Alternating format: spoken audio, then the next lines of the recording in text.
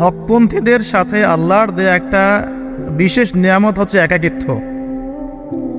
হকপন্থীদের লাইফে আল্লাহ পাকের পক্ষ থেকে একটা বিশেষ অনুগ্রহ হচ্ছে একাকিত্ব। মানে একাকিত্ব কেন নিয়ামত বললাম? কারণ একাকিত্ব মানুষকে আল্লাহ চিনিয়ে দেয়। অনেক আলেম দেখবেন যারা জেল টেল কেটে বের হয়েছেন, তারা সবাই একটা কথা বলবেন, জেলখানায় আমরা আল্লাহকে চিনেছি। সব আলেমরা এই কথা বলে যারা ওখান থেকে বের হয়ে আসে। কারণ একাকিত্ব মানুষকে গভীরভাবে ভাবায়, আল্লাহকে পাওয়ায়, আল্লাহর কাছে দোয়া করতে শেখায়, মানুষকে বোঝায় যে আল্লাহ ছাড়া কেউ নাই সাহায্য করার। তো যারা হকপন্থী হয়, একাকিত্ব তাদের বরণ করতেই হয়। এটা মাথায় রেখে পথ চলতে হবে। ইব্রাহিম আলাইহিস সালাম পথ চলা শুরু করলেন। এবার কি হলো? তিনি কি বাসা থেকে বের হয়ে সেই এলাকা, ওই নমরুদের দেশ ছেড়ে চলে গিয়েছিলেন? উত্তর না। প্রথমে তিনি চলে যান নাই।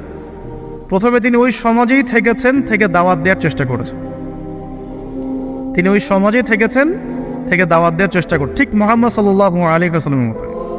সমাজের মানুষ যখন নির্যাতন নিপীড়ন করছেন, তিনি কি শুরুতেই সমাজ ছেড়ে বের হয়ে চলে গেছেন? না, 13 বছর দাওয়াত দিয়েছেন। কত বছর? 13 বছর। তো ইব্রাহিম আলাইহিস সালাম সমাজের মানুষকে দাওয়াত দেন। কিভাবে দেন? কোরআনে এভাবে ভাষা আসছে। আমি সূরাগুলোর নাম বলে দিই, আপনারা চেক করে নিয়েন। সূরা আম্বিয়ার মধ্যে আসছে, সূরা সফফাতের মধ্যে আসছে, সূরা আনআমের মধ্যে আসছে। তো তিনি দাওয়াত দেন এভাবে যে ওয়াইজ ক্বালা ইব্রাহিম, যখন ইব্রাহিম বললেন লিআবিহি ওয়া কওমিহি, তার বাবাকে এবং তার কওমকে বললেন, মা হাযিহি তামাসিলু আল্লাতী আনতুম লাহা আকিফুন, তোমরা এসব কি মূর্তির উপাসনা করো, এদের চারপাশে ঘুরতে থাকো, কি সব করো? তো তারা বলে যে নাহনু বাল ওয়াজাদনা আবাআনা কাযালিকা ইয়াফআলুন, আমরা আমাদের বাপ দাদাদেরকে দেখেছি এইভাবেই করতে। তাদের রেফারেন্স কিন্তু এটাই ছিল। কোনো দালিলিক জ্ঞানতাত্ত্বিক যুক্তি বিজ্ঞান দর্শন এখানে নাই। এখানে কি ফিলোসফিটা কি? বাপ দাদাদেরকে দেখেছি করছে। তো এটা দিয়ে আবার অনেক সময় বাংলাদেশে আবার একটা ট্রেন্ড চালু করা হয়েছে যে তোমরা দীর্ঘদিন 1200 বছর থেকে যে ইসলামটা ফলো করে আসছো ওটা ভুয়া, আমরা যেটা নতুন মডারেশন দিচ্ছি এটাই সঠিক। এই দলিল সেম না। এখানে অমুসলিমদেরকে দাওয়াত দেওয়া হচ্ছে। অমুসলিমরা বলছে যে আমরা বাপ দাদাদেরকে দেখেছি যে তারা এইভাবেই মূর্তি পূজা করতো, আমরা তাই করি। এটার সাথে কি হানাফি মাযহাবকে মিলাবেন আপনি? হ্যাঁ, হানাফি মাযহাব বাপ দাদা থেকে চলে আসে, ভুয়া, নতুন যেটা দিচ্ছি এটাই সঠিক। আস্তাগফিরুল্লাহ। তো আমরা হাত চেঞ্জ করাটাকে এখন মনে করি হিন্দু থেকে মুসলমান হইলাম মনে হয়। হাত বদল করাটাকে মনে হয় যে হিন্দু থেকে মুসলমান হয়েছি মনে হয়। গভীরে ঢোকেন ওলামায়ে কেরামদের মানে দার্সে গিয়ে বসে গভীরে ঢুকলে বুঝতে পারবেন যে ইসলামিক স্কুল অফ থটগুলা প্রত্যেকটারই ভিত্তি আছে। এগুলোর গভীর শেকড় আছে, ভিত্তি আছে। আল্লাহ, রাসূল এবং রাসূলের সাহাবীগণ, এই তিনটাকেই মানতে হবে। আপনি যদি বলেন যে আমি সাহাবীদেরকে মানি না, খালি আল্লাহ এবং রসুলকে মানি, তাহলে আল্লাহকে রসুলকে মানতে পারবেন না। সাহাবীদের অনুসরণ না করলে রসুলকে ফলো করতে পারবেন না। তো ওইটা আজকের ইস্যু না, এটা ফিকহি অনেক ব্যাপার, গভীর ব্যাপার। এটা অন্যদের কথা হবে। এই দলিল আর এই দলিল কিন্তু সেম করা যাবে না। আবার যে আমরা বাপ দাদা থেকে দেখে আসছি তোমরা নামাজ এইভাবে পড়ো, এই নামাজ ওই দলিল চলবে না, আমারটা ঠিক, এটা ঠিক না। নামাজ যেটা পড়ে আসে তারা এটা ঠিক আছে। এর প্রত্যেকটা দলিলের মধ্যে অথেন্টিসিটি আছে। এরকম করে সমাজে ফিতনা ছড়ানো ঠিক হবে না, বিভ্রান্তি ছড়ানো ঠিক হবে না। এখন আসলে ইব্রাহিম আলাইহিস সালামকে কি আনসার দিচ্ছেন? আমরা আমাদের পিতা মাতাদেরকে দেখেছি, বাপ দাদাকে দেখেছি এরকম তাওয়াফ করতে, মূর্তির চারপাশে পূজা করতে, নজর দিতে। তো ইব্রাহিম আলাইহিস সালাম বলছেন যে হাল ইয়াসমাউনাকুম, এই মূর্তিগুলো কি তোমাদেরকে শুনতে পারে? ইস্তাদউন, যখন তোমরা একে ডাকো। হাল ইয়ানফাউনাকুম, তোমাদের কোনো উপকার আসতে পারে? আও ইয়াদুররুকুম, তোমাদের কোনো ক্ষতি করতে পারে? তার দলিলগুলো কিন্তু অকাট্য। ইব্রাহিম আলাইহিস সালামের দলিলগুলো কিন্তু এখানে, যুক্তিগুলো কিন্তু অকাট্য। আসলে কি সে শুনতে পারে? আসলে কি সে দেখতে পারে? আসলে কি সে তোমার উপকার করতে পারে? তাদের কিন্তু কিছু বলার নাই এখানে। তারা বলছে বাল ওয়াজাদনা আবাআনা কাযালিকা ইয়াফআলুন, আমাদের পিতা মাতা বাপ দাদাদেরকে দেখেছি এইভাবেই করতে। ইব্রাহিম আলাইহিস সালাম বলছেন যে ইন্নাকুম আনতুম লাফি দালালিম মুবিন, তোমরা তো সুস্পষ্ট বিভ্রান্তির মধ্যে আছো তাহলে। তো এরকম আরও অনেক আয়াত আছে। ওয়া ইন্না মিন শিআতিহি লা ইব্রাহিম, إذ جاء ربه بقلب سليم إذ قال لأبيه وقومه ماذا تعبدون তোমরা কিসের ইবাদত করো আইফকান আলিহাতান দুনাল্লাহি তুরিদুন তোমরা কি আল্লাহ সম্পর্কে মিথ্যা আরোপ করতে চাচ্ছ ফামা যন্নুকুম বিরাব্বিল আলামিন আল্লাহ রাব্বুল আলামিন সম্পর্কে তোমাদের কি ধারণা এভাবে তিনি তার কওমকে দাওয়াত দিতে লাগলেন কিন্তু তাদের কওমের দলিল একটাই ছিল বাপ দাদাদেরকে দেখেছি এভাবে মূর্তি পূজা করতে তাই করে সনাতন এটা ছিল কি সনাতন থটস অথচ সর্বপ্রথম এটা শুরু হয় কোন নবীর আমল থেকে নূহ আলাইহিস সালাম নূহ আলাইহিস সালামের যুগের মানুষ সর্বপ্রথম এই মূর্তি পূজা শিরক করেছে এর আগে মূর্তি পূজা ওয়ার্ল্ডে ছিল না নূহ আলাইহিস সালামের যুগ থেকে শুরু হয়েছে তাহলে এটাকে আমরা সর্বোচ্চ পর্যায়ে সনাতন বলতে পারি না তারও আগে যে সময় চলে গেছে ওই সময় মানুষ তাওহীদপন্থী ছিল আদম আলাইহিস সালামের যুগে তখন মানুষ এই কাজ করতো না শুরুটা কেমন করে হলো ভালো উদ্দেশ্যেই শুরু হয়েছিল ভালো মনে করে কেমন যে মানুষ এরকম চিন্তা করে নিয়েছিল যে এই মানুষগুলো লাত উজ্জা হবল ইয়াগুথ ইয়াউক নাসর এই ভালো মানুষগুলো আল্লাহর খুব নেককার বান্দা ছিলেন তাদের স্ট্যাচু তৈরি করা যায় তৈরি করলে কি হবে এগুলোকে দেখলে আমাদের আগ্রহ জন্মাবে ইবাদত করার ব্যাপারে এটা ছিল ওদের থটস শয়তান এভাবেই তাদেরকে ইনফ্লুয়েন্স করেছিল আর কি তারা তাই করলো এই জেনারেশনটা যখন মারা গেল পরের জেনারেশন যখন আসলো তখন শয়তান ওদেরকে বোঝালো ধরেন 100-200 বছর পরে বোঝালো যে ওরা খুব ভালো মানুষ ছিল ওদের মূর্তিকে মসজিদের বাইরে না রেখে ভিতরে ঢুকিয়ে ফেলো তাদেরকে সিজদা করতে হবে না ভিতরে ঢুকিয়ে ফেলো ইবাদতে মনোযোগ আসবে পরের জেনারেশন এই কাজটাই করলো থার্ড জেনারেশনকে শয়তান বোঝালো যে সরাসরি ওদের কাছে চাইলেই হবে তারা আল্লাহ পাকের অনেক মানে কি আনুগত্যপ্রাপ্ত নৈকট্যপ্রাপ্ত বান্দা সরাসরি তাদের কাছে চাইলেই হবে আল্লাহর কাছে চাওয়া এখানে চাওয়া একই কথা ওখানে সিজদা করা এখানে সিজদা করা একই কথা এখান থেকে শুরু হলো সরাসরি স্ট্যাচু ওয়ার্শিপিং এখান থেকে শুরু হয়েছে তো আমরা আমাদের হিন্দু ভাই বোন যারা আছেন আমাদের আশপাশে অমুসলিম ভাই বোন তাদের প্রতি সম্মান রেখেই এই হিস্ট্রিগুলো পড়তে বলবো আর কি এবং যুক্তি দর্শনগুলো খুঁজতে বলবো আসলে কি তারা শুনতে পায় আসলে কি সে আমার কোনো উপকার করতে পারে আসলে কি সে আমার কোনো ক্ষতি করতে পারে আসলে কি সে সৃষ্টিকর্তার প্রতিমূর্তি হতে পারে কিনা তো আমরা এটা আহ্বান জানাবো আমরা কারো ধর্মীয় অনুভূতিতে আঘাত করব না ইসলাম আমাদেরকে এটা শিখায় না ইসলাম এটা শিখায় যে মানুষকে হিকমার সাথে প্রজ্ঞার সাথে দাওয়াত দেয়া যাতে করে তারা জাহান্নামের রাস্তা থেকে ফিরে আসতে পারে ইনশাআল্লাহ এখন আসুন আরও একটা দাওয়াত ইব্রাহিম আলাইহিস সালাম তার কওমকে দিলেন সেটা কি এবার এখানে সমাজের মানুষের সাথে ওই সমাজের ধর্ম নেতারাও ছিল সমাজে কিন্তু কয়েক শ্রেণীর মানুষ থাকে মানে সামাজিক নেতা ধর্মনেতা রাষ্ট্রনেতা তো রাষ্ট্রনেতা পর্যায়ে এখন ইব্রাহিম আলাইহিস সালাম যান নাই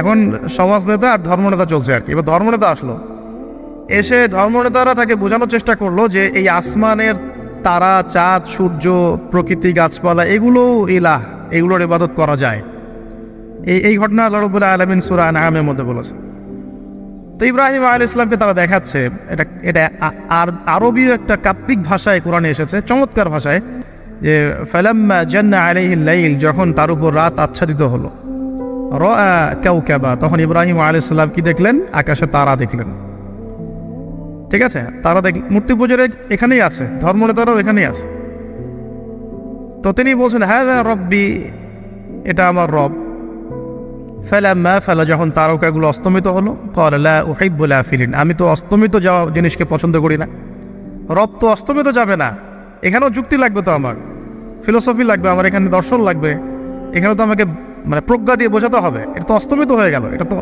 রব হতে পারে না ফালাম্মা রাআল কামারা বাযিগান যখন সে চাঁদকে দেখলো জলজল করছে একদম আর এখনকার চাঁদ দেখা আগের চাঁদ দেখা তো এক না এখন তো আমরা চাঁদের আলোই খুঁজে পাই না তখনকার চাঁদ তো অন্যরকম বাযিগান মানে জলজল করছে তখন তিনি বললেন হাযা রব্বি এটা আমার রব তখন ফালাম্মা যখন এটাও অস্তমিত হয়ে গেল তিনি বলছেন লাইল্লাম ইয়াহদিয়ানি রব্বি লাকুনান্না মিনাল কওমিদ দাল্লিন আল্লাহ যদি আমাকে হেদায়েত না দেন তাহলে আমি এই দল্লিনদের অন্তর্ভুক্ত হয়ে যাব ইব্রাহিম আলাইহিস সালাম বলছেন ফালাম্মা রাআ শামসা বাযিগাতান, যখন এবার সূর্যকে দেখলেন দিনের বেলা, এটা তো আরো বড়।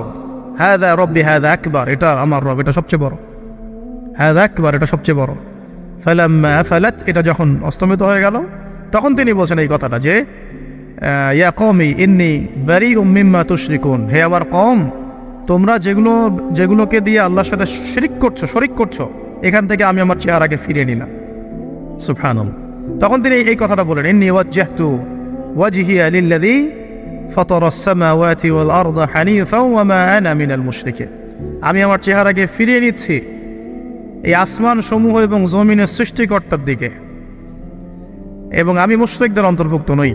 ইন্না সলাতি ওয়া নুসুকি ওয়া মাহইয়ায়া ওয়া মামাতি লিল্লাহি রাব্বিল আলামিন, আমার সালাত, আমার কুরবানি, আমার স্যাক্রিফাইস, আমার জীবন, আমার ফুল লাইফ, আমার মৃত্যু, সবকিছু কার জন্য?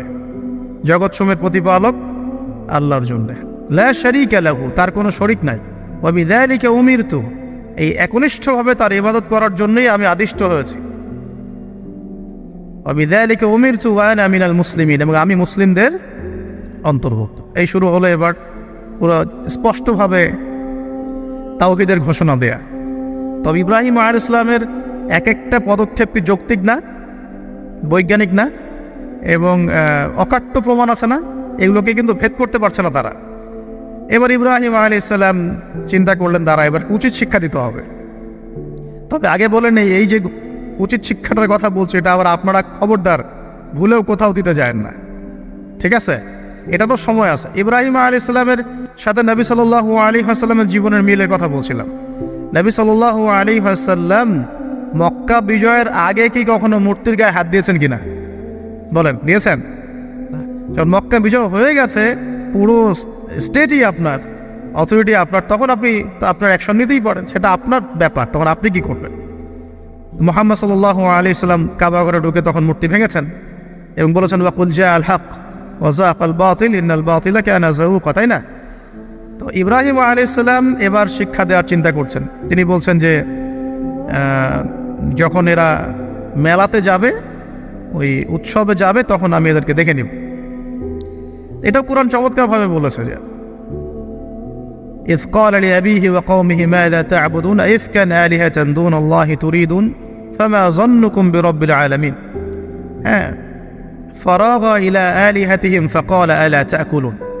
ইব্রাহিম আলাইহিস সালাম এবার যখন ওরা মেলায় চলে গেছে, যাওয়ার আগে আবার ইব্রাহিম আলাইহিস সালাম বলছিলেন যে ইন্নী সাকিম, আমি হচ্ছি অসুস্থ। আমি কি অসুস্থ? নাযারা নাযরাতান ফিন নুজুম, ইব্রাহিম আলাইহিস সালাম রাতের বেলা আকাশের দিকে তাকালেন একবার, তাকিয়ে ওদেরকে বললেন যে ইন্নী সাকিম, আমি অসুস্থ। এটা কৌশল, আমি অসুস্থ, এটা কৌশল। এই কৌশল আবার সব জায়গায় ঘাটাতে যায় না। তো এবার যখন তারা চলে গেল, ফারাগা ইলা আলিহাতিহিম ফাকালা আলা তা'কুলুন, এবার তিনি ওই মূর্তি গৃহ যেটা ওদের, ওখানে ঢুকে বলছেন যে আলা তা'কুলুন, তোমাদের কি হলো, খাচ্ছ না কেন? কাদেরকে বলছে এই কথা? মূর্তি, খাচ্ছ না কেন? আলা তা'কুলুন। ফারাগা ইলা আলিহাতিহিম ফাকালা আলা তা'কুলুন মা লাকুম লা তানতিকুন, কি হলো, কথা বলছো না কেন? মা লাকুম লা তানতিকুন, কি হলো, কথা বলছো না কেন? এবার ফারাগা আলাইহিম দরবাম বিল ইয়ামিন, এবার ইয়ামিন মানে ডান হাত, ডানাতে যা পেয়েছিলেন আর কি, তা দিয়ে সবগুলোকে ভেঙে চুরমার করে ফেলছে। ব্যাস, এবার ওরা যখন আসলো, এসে বলছে যে আনতা ফাআলতা হাযা বিআলিহাতিনা ইয়া ইব্রাহিম, হে ইব্রাহিম, তুমি কি আমাদের উপাস্যদের সাথে এই কাজ করেছো? ইব্রাহিম বলছেন লা, না, বাল লা আসলে কোরআনে নাই, আমি নিজের মতো করে বললাম আরবি বলতে বলতে। বাল ফাআলাহু কাবীরুহুম হাযা, বরং এই বড়টা এই কাজ করছে, এর মধ্যে সবচেয়ে বড় যেটা আছে এই ব্যাটার কাজ, আমি করি নাই, আমি তো করি নাই। তখন ওরা তো এটা তো হতভম্ব হয়ে গেল, যে সে বলছে যে তুমি তো জানো, তুমি তো খুব ভালো করেই জানো যে তারা কথা বলতে পারে না, নড়াচড়া করতে পারে না, কিছুই করতে পারে না।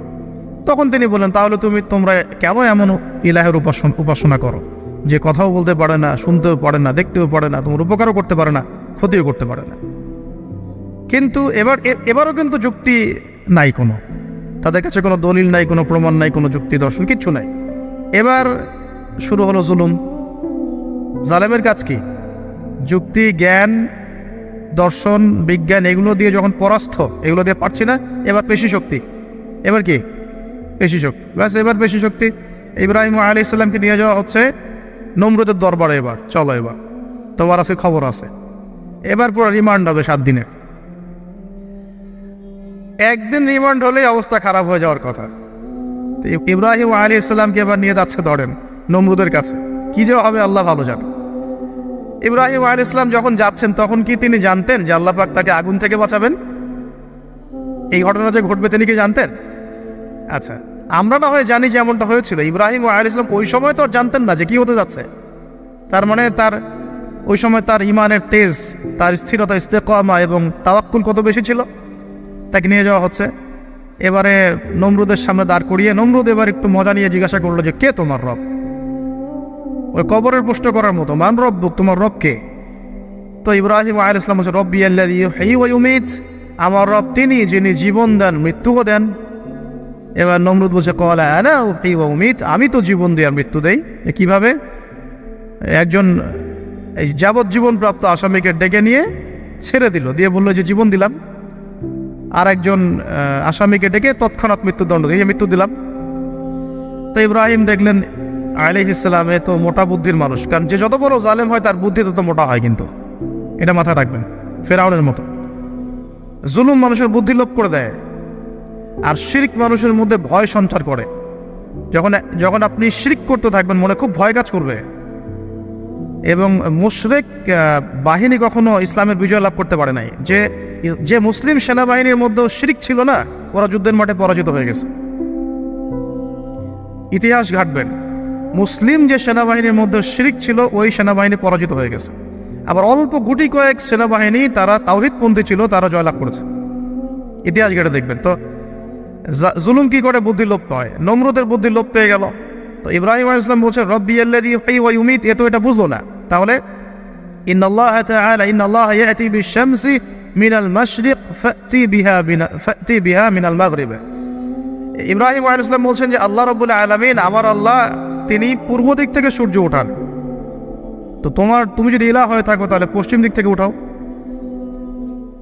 এটা আরো বড় অকাট্য দলিল হলো। তার অবস্থাটা আল্লাহ ব্যাখ্যা করছেন এভাবে, আল্লাহ বলছেন ফাবুহিতাল্লাযী কাফার, কাফের একদম হতভম্ব হয়ে গেল। একদম হতভম্ব হয়তো লাভ নাই, পেশি শক্তি আছে আমার। তোমার যুক্তি, বিজ্ঞান, দর্শন, থিওরি তো আমার দরকার নাই। তোমার দিনের জ্ঞানের এলিমেন্ট তোমার দরকার নাই। তোমার ওয়াজ নসিহতের আমার দরকার নাই। আমার কাছে কি আছে? পেশি শক্তি আছে। পিঠায় সব সিধা করে ফেলাবে একেবারে। বাস ইব্রাহিম আলাইহিস সালামের জন্য বলছে ফাল হাররিকুহু ওয়ানসুরু আলিহাতাকুম, একে জ্বালায় দাও, পুরায় দাও, একে জ্বালায় পুরায় দাও, তোমাদের ইলাহদেরকে সাহায্য করো। আল্লাহ পাক অন্য জায়গায় বলছেন যে ফাআরাদু বিহি কাইদান ফাজআলনাহুমুল আসফালিন, তারা ইব্রাহিম আলাইহিস সালামকে একটা বিশেষ বড় একটা কৌশল করলো। এই কৌশলটা কি ছিল? তাকে অগ্নিকুণ্ডের মধ্যে ফেলে দেওয়ার একটা চেষ্টা করলো, আগুন জ্বালিয়ে রাখলো। বলা হয় 40 দিন, এগুলো হিস্ট্রি বা তাফসীরগুলোতে আসছে। আমি just Quran text to the point বলছি। তো আগুন দাউ দাউ করে জ্বলতে লাগলো। ওই ব্যাবিলন, ওখানকার সব মানুষ দেখছে বিষয়টা। তো ইব্রাহিম আলাইহিস সালামকে ফেলে দেওয়া হবে। দেখেন, যখন ফেলে দেওয়া হবে তখন কি ইব্রাহিম জানতেন যে তিনি আগুনে পুড়বেন না? তিনি তাহলে প্রস্তুত ছিলেন। তিনি তখন জীবন দেওয়ার জন্য প্রস্তুত ছিলেন। ঠিক আছে, এখন তাকে ফেলে দেওয়া হচ্ছে। ঠিক ওই সময়ে জিবরাইল আলাইহিস সালামের আগমন। সুবহানাল্লাহ। তিনি এসে বলছিলেন যে আমার কাছে কোনো হাজত আছে নাকি আপনার? তখনও ইব্রাহিম আলাইহিস সালাম বলেছেন আপনার কাছে আমার কোনো হাজত নাই। হাসবি আল্লাহ ওয়া নি'মাল ওয়াকিল, এই যে কথাটা আমরা বলি, হাসবুনাল্লাহু ওয়া নি'মাল ওয়াকিল, হাসবি আল্লাহ ওয়া নি'মাল ওয়াকিল। ইব্রাহিম আলাইহিস সালাম বললেন আল্লাহই আমার জন্য যথেষ্ট এবং তিনিই আমার উত্তম কর্মবিধায়ক। ব্যাস, এরকম মোমেন্টে বান্দা যখন আল্লাহকে এভাবে চাবে, আল্লাহ রাব্বুল আলামিন না এসে পারবেন? তখনই পারবেন ইনশাআল্লাহ তাআলা। তখন আল্লাহ রাব্বুল আলামিনের আদেশ চলে আসলো, ইয়া নার, হে আগুন, কুনি বারদান ওয়া সালামান আলা ইব্রাহিম, ইব্রাহিমের জন্য ঠান্ডা হয়ে যাও, শীতল ঠান্ডা হও। মানে খুব শীতল না, আবার আরামদায়ক শীতল ঠান্ডা হয়ে যাও। সুবহানাল্লাহ।